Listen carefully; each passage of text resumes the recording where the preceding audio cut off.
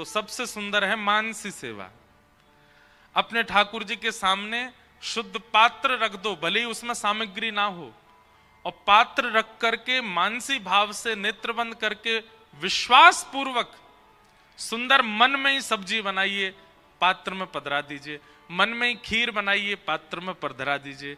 मन में ही रोटी चावल दाल सब बना करके पात्र में पधरा दीजिए, और पात्र को सुव्यवस्थित ढक करके ठाकुर जी से कह दीजिए, हे नाथ, ये मन में बनाई हुई सामग्री आप कृपा कर भोग लगाइए। देखिए, एक बात सुनिएगा, मानसी सेवा प्रत्यक्ष सेवा से ज्यादा श्रेष्ठ है। एक बार की बात है,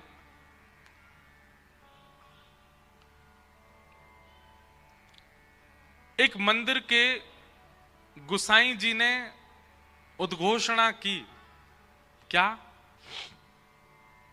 गांव के जितने लोग हैं प्रत्येक दिन एक एक व्यक्ति का नंबर आएगा, और वो व्यक्ति अपने घर से प्रसादी बना करके ठाकुर जी को भोग लगाएगा। बहुत ध्यान से सुनिएगा। तो सारे गांव के घर जो थे उन सबको पर्चियां दे दी गई कि हाँ भाई, इस तारीख को तुम्हारे घर से आएगा, इस तारीख को तुम्हारे घर से आएगा। नियम बता दिए, इतना शुद्धता से बनाना, ऐसे बनाना, ये सामग्री बनाना। सब लोगों को अपना सौभाग्य लगने लगा कि भाई मंदिर की प्रसादी हमारे घर से बन के जाएगी।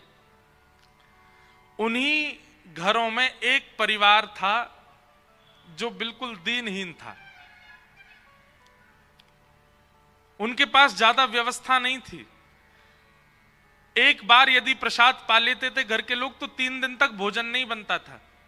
अब उनके यहां मंदिर से प्रस्ताव आया कि भाई आपको अपने घर से भोजन बना के इस तारीख को भेजना है, और भोजन भी थोड़ा मोड़ा नहीं बनेगा, इतना बनेगा कि वो प्रसाद लगने के बाद पूरे गांव में बटेगा।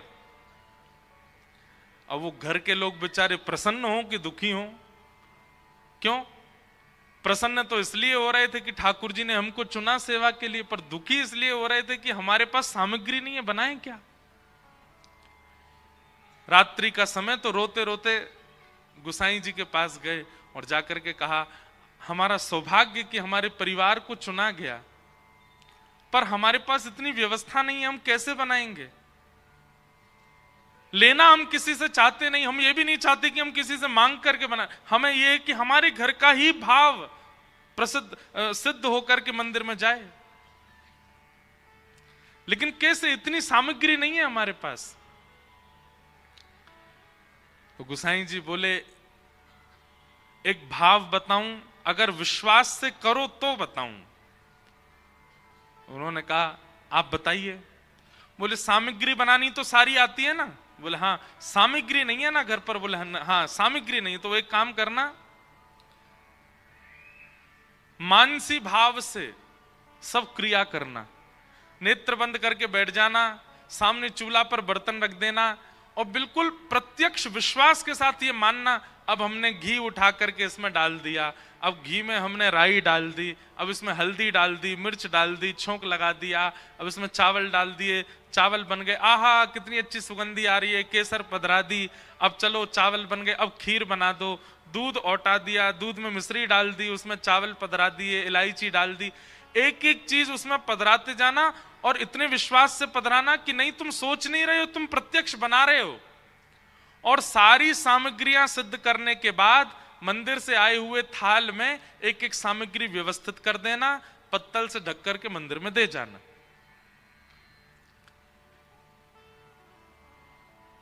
अब जिन परिवार को ये बात बताई गई वो लोग गए और जाकर के उन्होंने पूर्ण भाव से, बहुत ध्यानपूर्वक सुनिएगा, पूर्ण भाव से नेत्रबंद किया और मन में भाव रखा, हाँ ठाकुर जी आपके भोग के लिए सामग्री बन रही है, बढ़िया हमने गोबर का चौका लगाया है, गोबर की सुगंधी आने लगी उनको, हमने चूल्हा चेता दिया, उसके ऊपर कढ़ाई रख दी, इसमें जल डाल दिया, चावल पका दिए, इधर सब्जी बन रही है, छोटी बिटिया आलू अमनिया कर रही है, यहाँ पर मिर्च काटी जा रही है, यहाँ से धनिया रखे जा रहे हैं, सब सामग्री बन रही है, ये सब्जी बन रही है, ये दूध घर की सामग्री बन रही है, ये रोटी बन रही है। सब सामग्रियां यथावत जैसे जितनी देर में सिद्ध होती हैं उतनी देर लगा करके विश्वास के साथ उन्होंने मन में सिद्ध की। और मन में सिद्ध करने के बाद मंदिर से आए हुए थाल में एक एक दाल चावल रोटी सब्जी जो भी सामग्री सब पधरा दी, और पधरा करके दूसरी थाल से ढक करके सिर पर रख के एक एक कढ़ाई जो जो सामग्री बनी थी सब पे पत्तल रख के मंदिर ले गए और मंदिर में जाकर के पधरा दिया। और गोसाई जी से कहा उसमें खीर है, इसमें कड़ी है, इसमें चावल है, यहाँ रोटी है, आदि आदि सब भाव बता दिए और प्रणाम करके वे चले गए। गोसाई जी बोले सरकार आज एक ऐसे घर की सामग्री आई है जहां सामग्री नहीं है पर भाव पूरा है, आप कृपा करके स्वीकार कीजिएगा। खाली बर्तन खाली सामग्री सामने पधरा करके और तुलसी जी ठाकुर जी के आगे रख के कपाट बंद करके सब चले गए। 1 घंटा बाद जब लौट करके आए तो सबको यह था कि भाव से बनाया, ठाकुर जी भाव से स्वीकार कर लेंगे। लेकिन लौट करके जब कपाट खोल करके भीतर गए तो जो जो सामग्री विचार की थी, जो जो विचार में, मानो खीर अगर थोड़ी थोड़ी पीली सी थी केसर के रंग के कारण, तो भीतर प्रवेश करती जैसी सामग्री मन में सोची थी वैसी सामग्री प्रत्यक्ष प्रकट हो गई और ठाकुर जी ने सबका भोग लगा लिया। और उस दिन गांव के लोगों ने मन में बनी हुई सामग्री का भोग पाया और सब वाह वाह करते रह गए, बोले वाह इतने दिन से पूरे गांव के लोग प्रसाद बनाने पर ऐसी प्रसादी नहीं बनी। आप प्रत्यक्ष में ठाकुर जी को नहीं दे सकते तो मन से बनाइए। एक कंजूस भगत था, देखिए आपकी जिनका ये प्रश्न है उनकी स्थिति तो है मांस को लेकर के। और एक बात बताएं, हमको बहुत पीड़ा है, हमारे पास आज लगभग 50 प्रश्न आए जिनमें से के 15 प्रश्न तो मांस के संबंध के थे। हमें बहुत पीड़ा है इस बात की।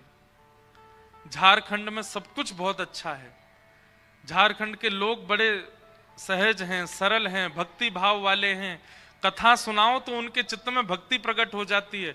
यहाँ पर प्राकृतिक सौंदर्यता कितनी है, सब कुछ बहुत अच्छा है, परंतु ये खान पान की शुद्धता केवल ये एक कारण बन जा रहा है जिसके कारण संतों का आगमन, जिसके कारण बड़े बड़े ऋषियों का आगमन, जिसके कारण आज के शंकराचार्य आदियों का आगमन कार्यक्रम हमारे हिसाब से झारखंड में विशेष रूप से इसलिए नहीं बन पा रहा क्योंकि यहाँ के लोगों में कहीं ना कहीं भोजन की शुद्धता नहीं है। हम आपसे प्रार्थना कर रहे हैं अब सुनने के बाद कम से कम पंडाल में जितने लोग बैठे हैं ये तो शुद्धता का ध्यान रखें। सबको तो हम नहीं बदल सकते। और भैया देखो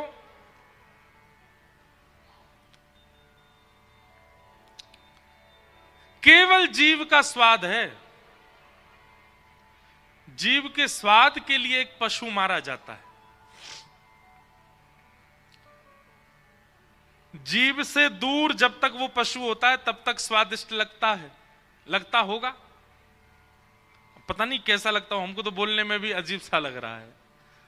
हम चलो रसगुल्ला की बात करते हैं। हाँ, रसगुल्ला जब तक डिब्बा में है तब तक वो बढ़िया लगता है और जब तक जीव में आता है तब तक बढ़िया लगता है।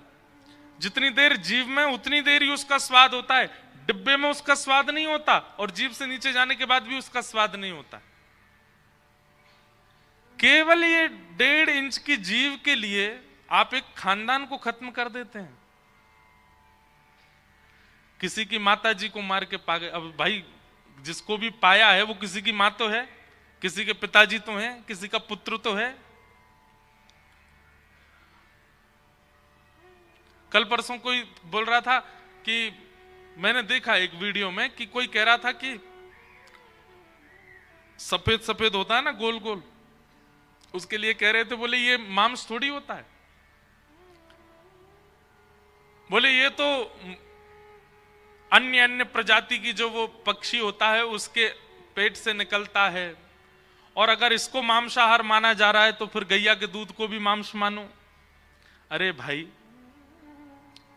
आप कह रहे हैं कि जब तक वो फर्टिलाइज नहीं होगा तब तक उसमें बालक नहीं आता, उसके अलावा तो वो केवल मुर्गी के पेट से निकला हुआ एक सामग्री है, उसको पा सकते हैं, उसमें बालक नहीं होता। और उसका आप संबंध किससे कर रहे हैं? बोले गैया के दूध से।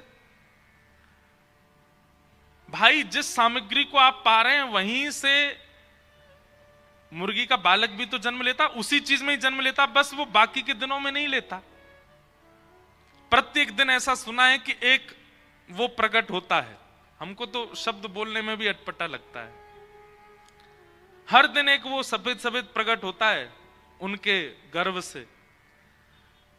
महीना में एक बार उसमें से बालक उत्पन्न होता है, ऐसा भाव है। बाकी के दिन बालक नहीं होता, वो केवल उनके पेट का ही मल मूत्र आदि होता होगा, उसको खा जाते हैं।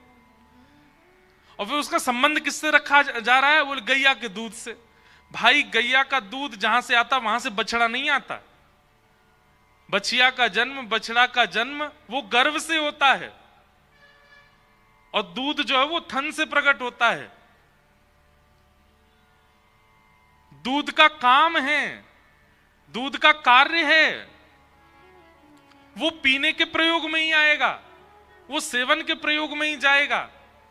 उससे बनने वाली वस्तुओं से मानव हित, मानव कल्याण आदि होगा, वो उसी के लिए ही है। पर इन जीवों का, इनका उपयोग मारने के लिए नहीं है, खाने के लिए नहीं है। वो प्राण युक्त हैं, उनको मत मारिए, मत खाइए। हमें तो बहुत सारी कथाएं सुनने को मिली हैं यहां आकर के। एक दिन मैंने पूछा, मैंने कि झारखंड में हर घर के बाहर एक बकरी बकरा जरूर मिलते हैं, इसके पीछे क्या कारण है? बोले महाराज जी ये गिफ्ट है, शादियों में दिया जाता है। और फिर जिसको दिया गया वो कहता अच्छा तुमने ऐसा वाला बकरा दिया, हम तुम्हारे यहां वैसा वाला और देंगे। कहीं कहीं होता होगा ये नियम, सब जगह तो नहीं है। हम पूरे, आप सबको नहीं कह रहे हैं, हम पूरे भारत, पूरे विश्व में जहां कहीं भी मांस भक्षण होता हम सबको कह रहे हैं, ये उचित नहीं है।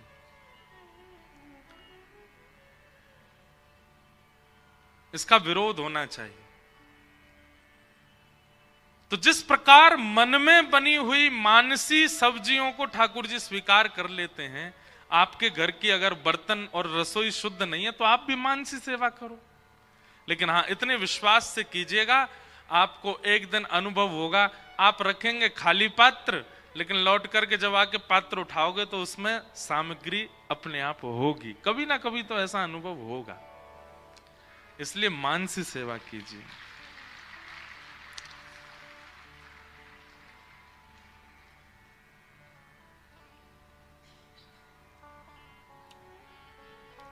किन्हीं का इस प्रश्न है, अगर स्त्री का मन ना हो विवाह करने का, उसकी शादी समाज के डर से करनी चाहिए या स्त्री की बात को माता पिता को मान लेना चाहिए? किन्हीं का भाव है वे जब से भक्ति मार्ग में आए हैं उन्हें विवाह करने की इच्छा नहीं है, पर माता पिता मेरे विवाह करना चाहते हैं, कृपया मार्गदर्शन कीजिए। देखिए, हम अपनी कथा में कहते हैं कि माता पिता जो हैं वो सर्वोपरि हैं। उनकी आज्ञा मानना प्रत्येक बालक का धर्म है। सब लोग इधर देखिए, सावधानी से कथा सुनिए। भक्तिमती मीराबाई, उन्होंने भी अपने माता पिता की आज्ञा मान करके विवाह किया था। भक्तिमती मीराबाई ने भी अपने माता पिता की आज्ञा मान करके विवाह किया, अपने माता पिता की प्रसन्नता के लिए किया।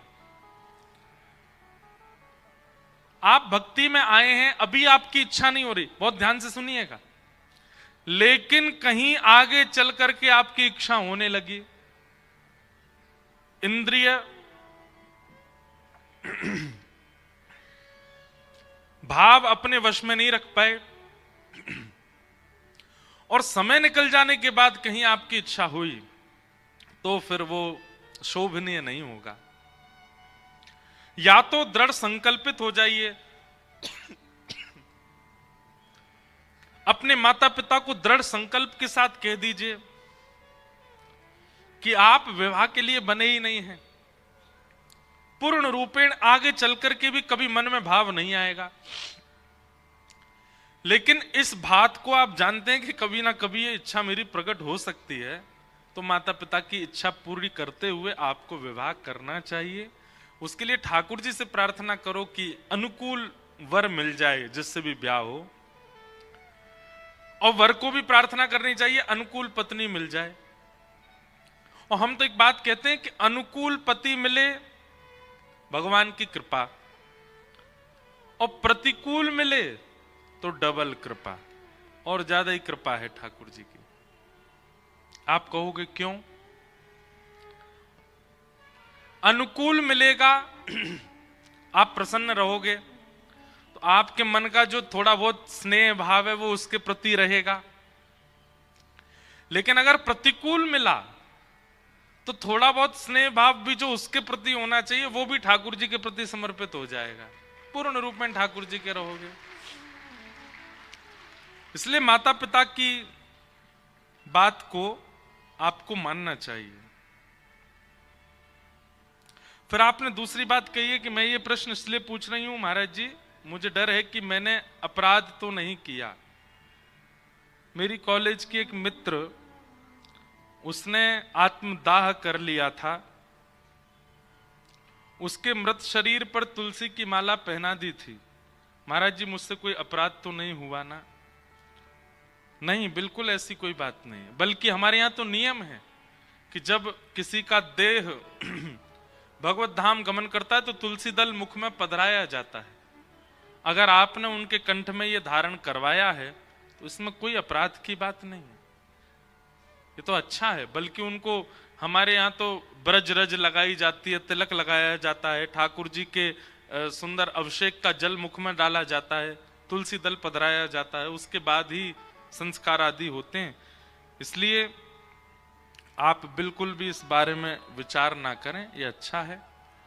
सब समाधान हमने दिए हैं, लेकिन एक बात हम फिर कह दें, निर्णय आपका है। हम आपको सतर्क कर सकते हैं, अपने मनोभाव और गुरु आज्ञा से जो भाव लगेगा वो बता सकते हैं। निर्णय आपको लेना है कि आपको क्या करना, उचित और अनुचित, ये दोनों बात हम बता देंगे। तो इस प्रकार कुछ प्रश्न हैं। अब प्रश्न तो बहुत सारे हैं, अब पता नहीं सब मिक्स हो गए हैं।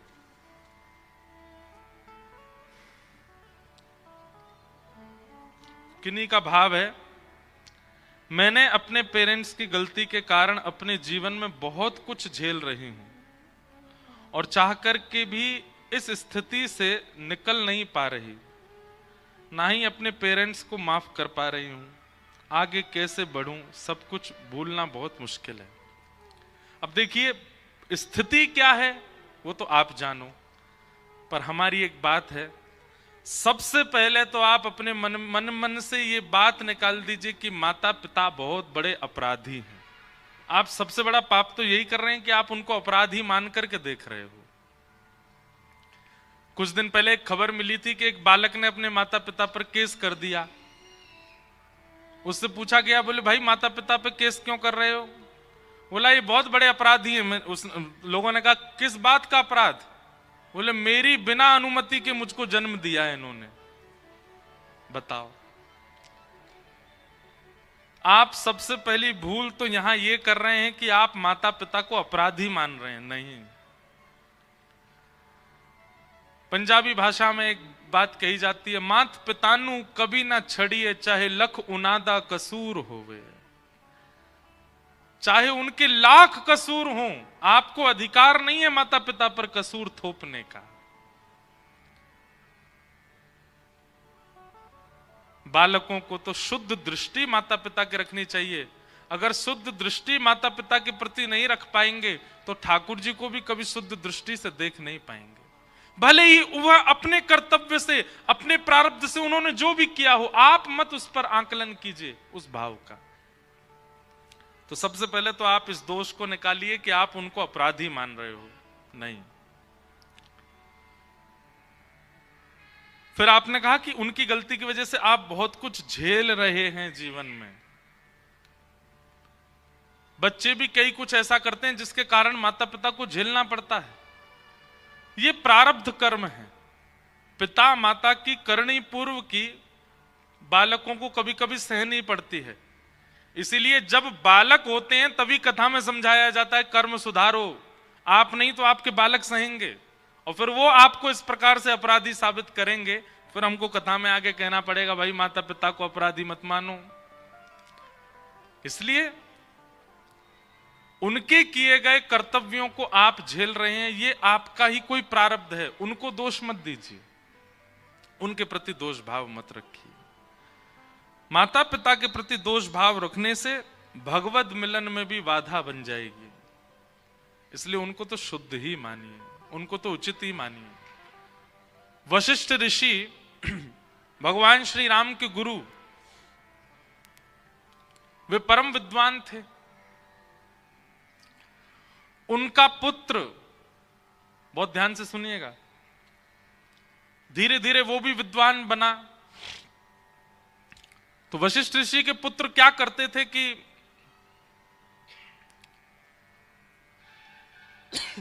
बड़े बड़े समायोजनों में जाते थे और वहां जाकर के शास्त्रार्थ में विद्वानों को हरा देते थे और हरा करके जीत करके आते थे। जैसे कि रांची मंडल के विद्वानों का एक सभा हुई और उसमें आप जीत गए, तो मंडल के विद्वानों में जीत गए, आकर के पिताजी से कहा पिताजी देखिए हमारे पूरे क्षेत्र मंडल के विद्वानों को मैंने हरा दिया और ये प्रथम पुरस्कार जीत करके आया। तो वशिष्ठ ऋषि जी बोले अच्छी बात है और मेहनत करो। तो वशिष्ठ ऋषि के पुत्र को लगा कि पिताजी को प्रसन्नता नहीं हुई, मैंने मंडल के विद्वान हरा दिए, मैं इतना विद्वान हो रहा हूं, कोई बात नहीं, अब मैं प्रांत के विद्वानों को हराऊंगा। स्टेट लेवल पर गए, प्रांत के विद्वानों की बैठक हुई, सबको हरा दिया, जीत गए वशिष्ठ ऋषि के पुत्र। पिता के पास जाकर के कहा पिताजी अब तो प्रांत के विद्वान हरा दिए मैंने। वशिष्ठ ऋषि ने तब भी प्रसन्नता व्यक्त नहीं की। तब उनके पुत्र देश के विद्वानों की सभा में गए और देश के विद्वानों को हरा करके आए और पिताजी के चरणों में कहा पिताजी अब मैंने पूरे देश के विद्वानों को हरा दिया है, मैं प्रथम श्रेणी आया हूं। वशिष्ठ ऋषि ने तब भी कोई प्रशंसा नहीं की। तो उनके पुत्र के मन में भाव आया अब एकमात्र विश्व विजेता बनना रह गया मेरा, अब मैं विश्व के विद्वानों के सभा में जाऊंगा, सबको हरा करके आऊंगा और उसके बाद भी अगर पिताजी ने मेरी प्रशंसा नहीं की तो मैं समझ जाऊंगा कि मैं बहुत विद्वान हो रहा हूं, इससे मेरे पिताजी को मुझसे ईर्ष्या हो रही है। उनके पुत्र विश्व के विद्वानों के मध्य गए, सबको हरा दिया, हरा करके अपना प्रथम पुरस्कार लेकर के पिताजी के पास गए। पिताजी मंडल के विद्वान, क्षेत्र के विद्वान, प्रांत के विद्वान, देश के विद्वान और अब विश्व के विद्वानों को हरा दिया मैंने। अब आपके पुत्र से बड़ा विद्वान है नहीं इस देश में, इस पूरे ब्रह्मांड में कोई। ये मेरा प्रथम पुरस्कार। वशिष्ठ ऋषि ने उस पर भी कोई ज्यादा विशेष प्रसन्नता व्यक्त नहीं की। उनके पुत्र को लगा पिताजी को जलन हो रही है कि मैं इनसे अच्छा बन रहा हूं। और उनका पुत्र गया और जाकर के पता नहीं क्या गलत गलत सोचने लगा। उसके मन में आया कि ये पिता है मेरे, इनको मेरी उज्जवलता अच्छी नहीं लग रही है, बहुत हो गया, इनकी प्रसन्नता के लिए मैंने कितना परिश्रम किया, सबको हरा दिया, कहां कहां जाकर के मैंने शास्त्रार्थ नहीं किया, लेकिन ये प्रसन्न नहीं हो रहे हैं। कहीं ऐसा तो नहीं कि कहीं मैं और ज्यादा विद्वान हो गया तो कभी ये मुझे विष पिला दें या विष खिला दें, मेरे प्राण चले गए तो मेरी मां की रक्षा कौन करेगा, ऐसे ऐसे भावना सोचने लगे। आज रात्रि को मैं अपने पिता का वध कर दूंगा। जो मेरे परिश्रम से प्रसन्न नहीं, वो पिता कैसा मेरा। अर्धरात्रि का समय अपने पिता के कक्ष में जा रहे थे, तभी उनके पिता भीतर उनकी मां से चर्चा कर रहे थे और उन दोनों की चर्चा को ये कान लगा करके सुन रहे थे, क्या बात हो रही है। तब उस पुत्र की मां कह रही थी कि हमारा बेटा प्रांत में जीता, देश में जीता, विश्व विजयी हो गया। आपकी दो प्रशंसा की बातें सुनना चाहता था, आपने कभी उसकी प्रशंसा नहीं की। तो वशिष्ठ ऋषि के नेत्र सजल हो गए और बोले, देवी, जिस समय वो क्षेत्र के विद्वानों को हरा करके आया था, प्रसन्नता तो मुझे उसी समय इतनी हो रही थी कि उसको गोद में बिठा लूं, लेकिन मैंने सोचा कि अगर मैंने क्षेत्र के विद्वानों को हराने पर ही प्रसन्नता व्यक्त कर दी, अगर उसी दिन उसकी प्रसन्नता कर दी होती, प्रशंसा कर दी होती, तो आज वो विश्व गुरु नहीं बन पाता, आज वो विश्व विजेता नहीं बन पाता। मेरी अप्रसन्नता से ही बार बार परिश्रम करके वह विश्व गुरु बना है। मुझे बहुत अच्छा लगता है जब वो प्रथम पुरस्कार लेकर के आता है, मुझे बहुत अच्छा लगता है, उसको गोद में बिठाने का मन होता है, उसको हृदय से लगाने का मन होता है।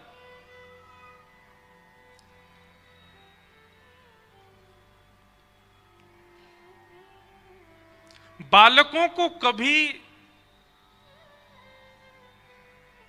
दिखना चाहिए कि जिस समय उनका जन्म हो रहा था उनके माता पिता की स्थिति क्या थी, उनकी मां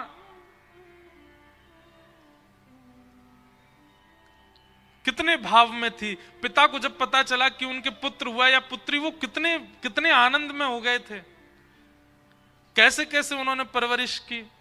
वो बात अलग है, कई बार बंधुओं ऐसा होता है कि दुर्भक्षी लोग जो होते हैं ना, देखिए इसीलिए मांस के लिए मना करते हैं, कहीं ना कहीं दुर्भक्षी लोग वो आगे चल करके उनकी क्रिया ऐसी हो जाती है कि उनके बालकों को ही घृणा होने लगती है। इसलिए अपना अन्न सुधारिए, जैसा होवे अन्न वैसा होवे मन। पर अन्न तो खा ही नहीं रहे, मांस खा रहे हैं हम। अभी तक तो हमने बालकों को संबोधन किया कि माता पिता में दोष मत देखो, लेकिन अब हम माता पिता को संबोधन कर रहे हैं। कम से कम अपना जीवन ऐसा बनाइए। आपके लिए सबसे बड़े दुर्भाग्य की बात है कि आपके बालक आपको दोषी मानते हैं।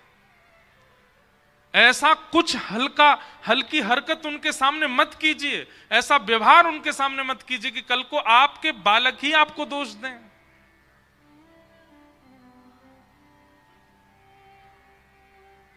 और विशेष रूप से देखिए, ये तब होता है जब मां को पिता के द्वारा प्रताड़ना सहनी पड़ती है ना, तब बालकों का सम्मान घट जाता है पिता के लिए। मां के प्रति दुर्व्यवहार करने वाले पिता वो अधिकतर दुर्भक्षी ही देखे जाते हैं। 90% दुर्भक्षी होते हैं, दुर्ग्राही होते हैं, असद खान पान करने वाले होते हैं।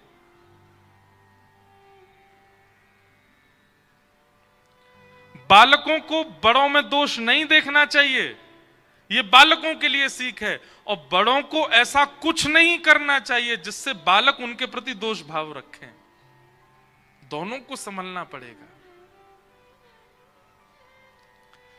जो माता पिता बालकों की नजरों में ही गिर जाते हैं,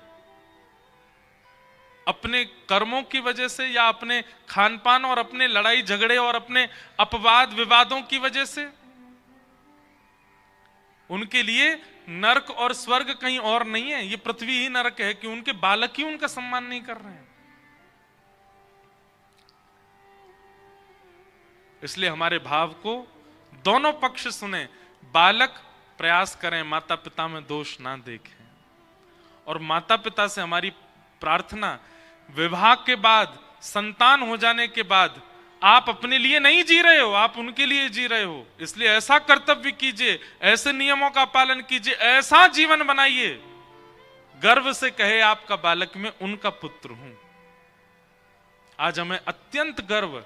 हम आपको क्या बताएं, श्रीमद् भागवत की कथा करते हैं और भागवत की कथा करने से मुक्ति प्राप्त होती है। मुक्ति का मतलब क्या होता है? पुनर्जन्म नहीं होता। हम एक बात अपने मन में सोचते हैं कि अगर कथा जीवन भर कहने से अगर हमको मुक्ति मिली ना, तो हम ठाकुर जी के पास जाकर के भी कथा ही सुनाएंगे और वैकुंठ में जाकर के ठाकुर जी को कथा सुना के, सुनो पहले पूरी बात सुनो, 7 दिन की कथा पूरी होते ही ठाकुर जी से कहेंगे लाओ दक्षिणा दे दो। ठाकुर जी कहेंगे क्या दक्षिणा चाहिए? तब ठाकुर जी से कहेंगे ऐसे माता पिता के कुल में पुनर्जन्म और श्रीधाम वृंदावन में हो जाए, ऐसे कृपा कर दो बस।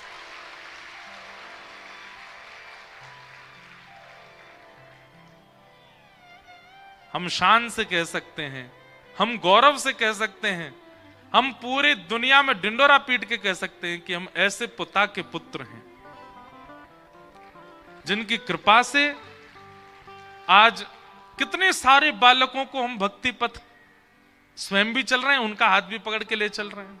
हमारे पिताजी की कृपा से, हमारी माता जी की कृपा से आज हम आप सबके सामने बैठ करके भागवत जैसे ग्रंथ पर कुछ कहने का प्रयास कर पा रहे हैं।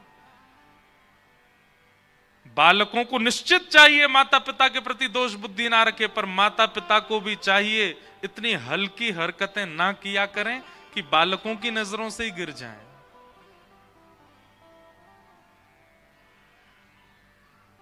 आजकल ऐसा हो रहा है और इन सब में कारण बन जाता है दुर्भक्षण। इसलिए प्रश्न तो बहुत सारे हैं, सबको हम प्रणाम करते हैं, जो रह गए होंगे प्रयास करेंगे कल उनका उत्तर दें।